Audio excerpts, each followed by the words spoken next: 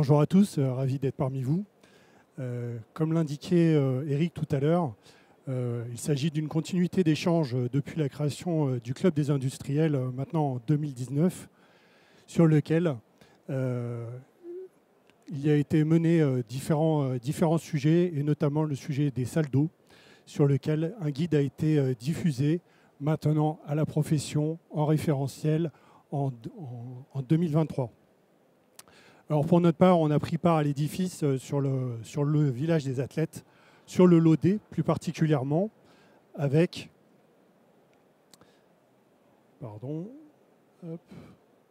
donc sur le Lodé, en groupement avec SPI, pour le compte d'ICAD Promotion, sur lequel nous réalisions plus de 50 000 m², un ensemble immobilier essentiellement à destination du logement, sur lesquels il y avait 12 plots sur R+6, sur lequel un ATEX de KB a été porté sur les 4 plots de solutions mixtes bois-béton.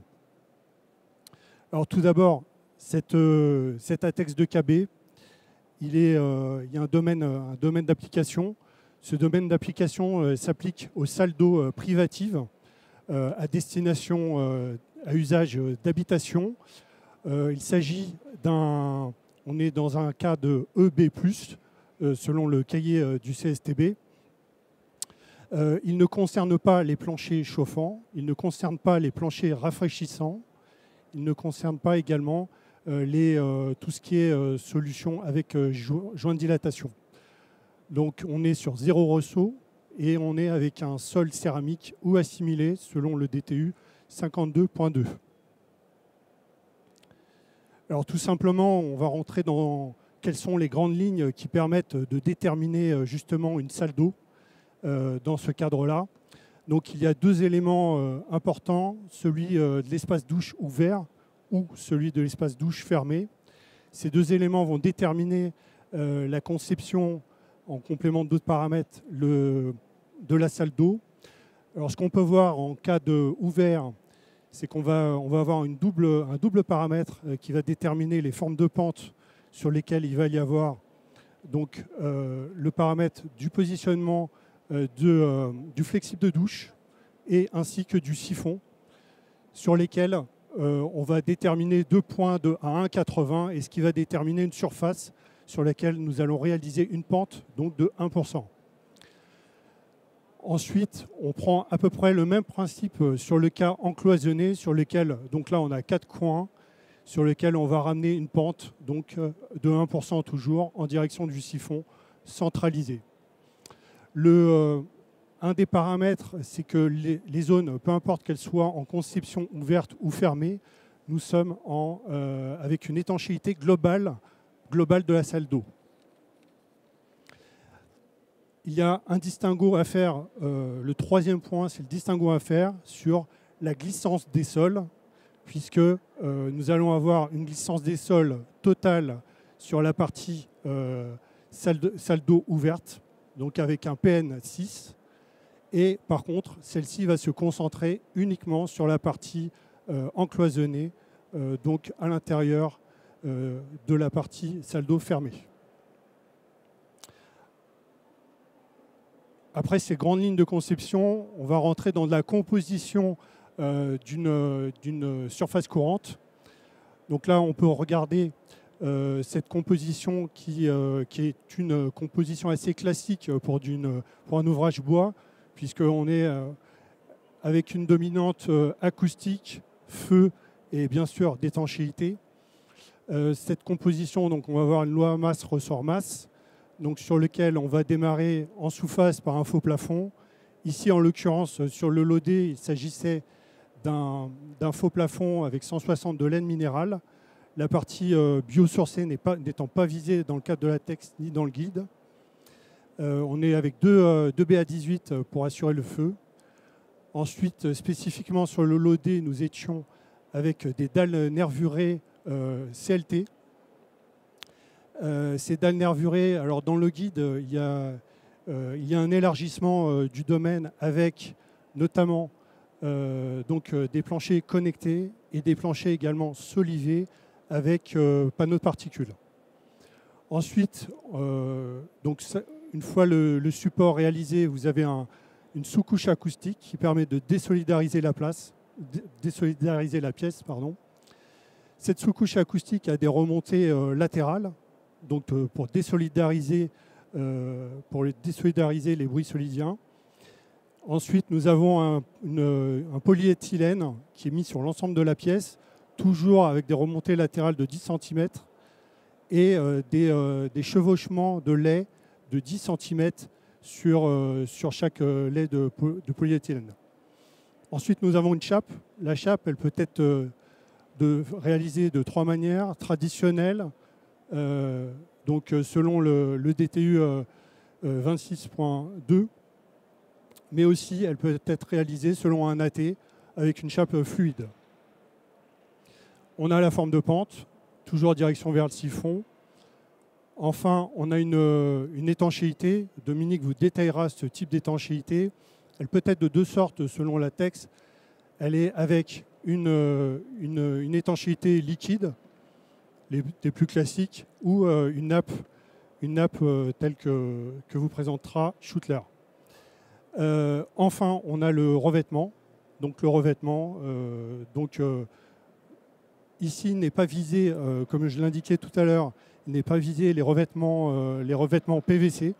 On est uniquement carrelé et assimilé. Donc je tends la parole à Dominique. Merci Gunther. Bonjour à tous. Donc oui, là ce que je vais vous présenter derrière Gunther, c'est le système d'étanchéité qui a été mis en place dans les douches accessibles de plein pied. Donc notre étanchéité en fait, elle s'appelle Kerdi, c'est une natte en polyéthylène. Donc en fait, on peut l'appliquer au mur et au sol. Ce produit possède 2 avis techniques, donc 2 avis techniques distincts mais pour un même système. Donc un système qui s'appelle le SPEC, système de protection à l'eau sous carrelage. Donc c'est l'étanchéité, donc le film qu'on va installer au niveau des cloisons. Et avec ce même produit, on va aussi l'appliquer en ce qu'on appelle un SEPI, système d'étanchéité de plancher intermédiaire. Donc là, au sol, avec pente, avec siphon. Donc ça, c'est un système qui peut être installé dans un local E3, donc au sol, et au niveau des murs, en EB+. Donc, alors, ce système-là, c'est un système qu'on maîtrise bien chez Schluter. On a donc l'avis technique pour pouvoir le positionner sur des supports maçonnés. En revanche, ce qui était un peu nouveau pour nous, dans le cadre des Jeux Olympiques, c'est d'avoir un support CLT. Donc, comment ça s'est passé? On est venu un petit peu ce que tu as décrit, Gunther, c'est-à-dire sur le système CLT, on a donc une SCAM, sous-couche acoustique mince, un film polyéthylène pour protéger cette sous-couche, un mortier de chape de 5 cm en point bas, et ensuite l'étanchéité que je viens de vous décrire, c'est-à-dire la natte Kerdi 200. Donc, il fallait pallier à plusieurs impératifs. Le premier point sensible, c'était au niveau des jonctions sol-mur. On pouvait potentiellement avoir un mouvement. Donc, on a des bandes spécifiques qui prennent ce mouvement, sur lequel on a fait des essais de traction longitudinale, transversale, qui ont donné des résultats satisfaisants. Donc on a cette bande en jonction sol-mur, et puis on a aussi le siphon qui a aussi une importance. C'est un siphon en 2 parties en fait. Vous avez la partie basse du siphon et vous avez un avaloir qui vient s'emboîter dans cette partie basse. Et donc les 2 parties sont solidaires grâce à un joint torique. Alors l'intérêt de ce joint torique aussi, dans le cas de figure présent, c'est que dans la mesure où on a une SCAM, une sous-couche acoustique mince, et bien avec ce joint torique, on évite les ponts phoniques, tout simplement. Donc tout ça fait le système Kerdi, et voilà, c'est ce qu'on a installé pour les Jeux Olympiques, et visiblement, pour l'instant, ça fonctionne bien. 2 minutes. Il nous reste 2 minutes. Donc, voilà, et donc c'est ce que je viens de vous résumer un petit peu. Il y a effectivement des points particuliers. Le siphon en est un. On ne peut pas mettre n'importe quel type de siphon. Il faut déjà qu'il corresponde à la norme NF 1253. Il y a tous les équipements accessoires, dont les ressauts par exemple. On a aussi des systèmes de profilés qui vont potentiellement d'éviter à l'eau de s'évacuer de la zone douche ou même de la salle de bain. Donc au niveau de la salle de bain, on a le droit à des ressauts de hauteur jusqu'à 2 cm, si je ne dis pas de bêtises.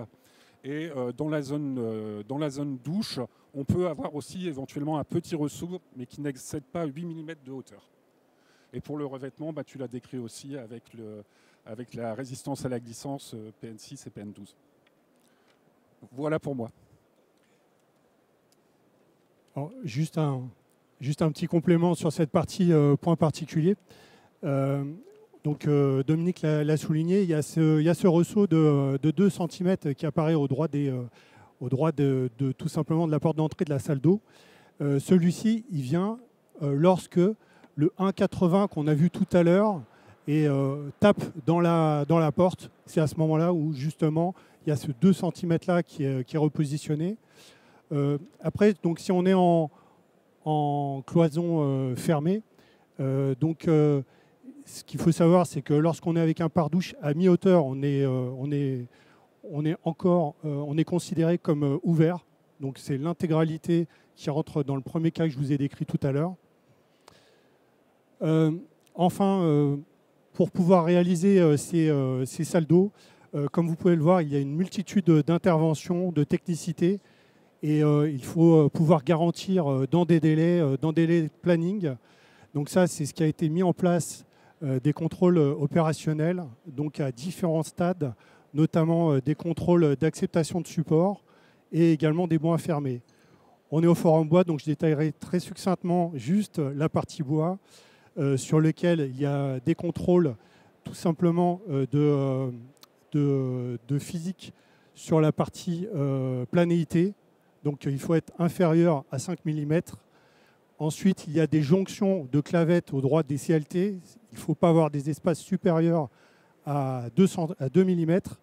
Ces espacements-là, s'ils sont supérieurs à 2 mm, il faut adjoindre un mastic. Et enfin, il y a un sujet important pour toute construction bois, c'est l'enfermement d'humidité. Et donc là, il y a des tests à l'humidimètre à cœur. Et là, donc, nous étions en classe de service 1. Et donc, il fallait obtenir une valeur inférieure à 12% plus 2% de tolérance, soit inférieure à 14%, donc, avant de pouvoir enchaîner sur les tâches. L'ensemble de ces éléments-là permet d'avoir une excellente qualité de réalisation et surtout d'éviter des défauts dans le temps. Voilà, cette présentation arrive à terme. Nous vous remercions. Merci beaucoup, Günther, Dominique. Oui, on peut les applaudir. Et j'aimerais aussi vous partager un point quand même, c'est que ce travail collaboratif a été rendu possible grâce à l'intervention de nombreuses autres parties prenantes. Alors, merci beaucoup Dominique et Günther, mais à la genèse de tout ce travail, cet ATEX a permis en fait de tirer l'élaboration d'un guide douche et tout à l'initial en fait. Donc vous voyez, on a travaillé, parce que tout à l'initial, et Stéphane pourra en témoigner, au CSTB, on n'imaginait pas en fait qu'on pourrait arriver à éditer un guide douche. Et il a fallu effectivement amorcer véritablement des études de synthèse qui ont été, je vois Jérôme qui est au fond, mais il a déjà, on a déjà quand même pas mal déjà communiqué sur cette thématique-là, mais je voudrais le rappeler quand même. Donc sous l'égide d'ICAD, en fait, il a pu être possible de commencer à synthétiser des études que Mathis a portées, si tu le confirmes. Qu'ensuite, Franck Kufferley, ici présent, si tu veux lever ta main, voilà, a permis d'accompagner cet ATEX-là. Donc vous voyez, c'est un travail à la fois propriétaire, mais aussi générique, qui a été rendu possible grâce à ce contexte collaboratif qui a pu être mis en place grâce à ce qu'a voulu en fait la Société de livraison des ouvrages olympiques et ce que veulent désormais un certain nombre d'autres aménageurs sur le territoire français. Voilà, donc je voulais quand même le souligner et je crois que peut-être, Dominique, vous avez peut-être une petite annonce et après cet ATEX de KB, on sait bien ce que ça vaut, une ATEX de KB, bon ben c'est pas rien, mais c'est pas non plus Est-ce que c'est le début d'une massification? Eh bien, oui, c'est le début d'une massification pour nous et l'intérêt derrière effectivement cet ATEX, pour nous, c'est tout simplement de développer, continuer à développer nos avis techniques et notamment prendre en compte dans la prochaine révision d'avis techniques du produit Kerdi la possibilité d'intégrer l'étanchéité donc sur un support CLT, ce qu'on n'a pas à présent. Donc voilà, ça devrait, on croise les doigts, mais pour l'instant c'est bien parti. Voilà. Très bien. Eh bien, écoutez, c'est une démarche vertueuse que de construire progressivement du retour d'expérience exploitable. C'est le titre de la séquence, construire ensemble l'expérience reconnue et réussie. Voilà, on passe à la séquence. Merci beaucoup en tout cas pour votre présentation.